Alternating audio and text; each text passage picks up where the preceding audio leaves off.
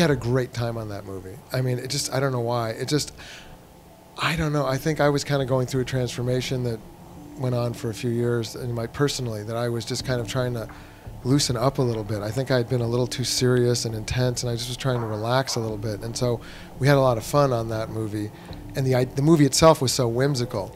I think if I'd been more intense, though, the movie would have benefited from it, because I think I became too whimsical. And I think that intensity and rawness would have made the movie more emotional.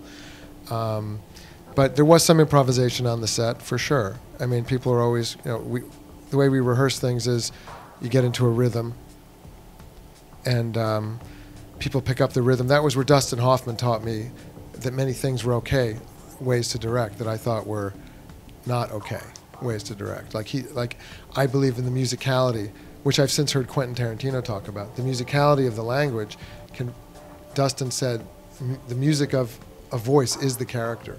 So you should never think that that's not a legitimate direction. And that came true with Amy Adams and Melissa Leo in The Fighter, because one of the most important directions to them was, you guys have to speak like men, because they're very powerful. Amy in particular, she speaks from down here, and Amy had never really done that in all of her more sunshiny roles.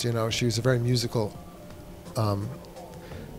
alto type person. So to go down to baritone had an emotional effect that rippled through her whole person. Mm-hmm. It changed her life even. It brought out parts of her personality that she had never fully embraced, which were sort of the not so people pleasing, the more badass, I'm not going to break my gaze with you, and I meant what I said gaze, which she came right out of her, and she would hold the room in that movie like a badass, just like that. Like when she comes out onto the porch and Alice and the gang have come to confront her, she would come out and she goes, hi.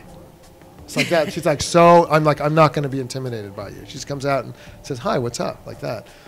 She's like, and that's just, that all started with lowering the voice and then with meeting Charlene and on from there.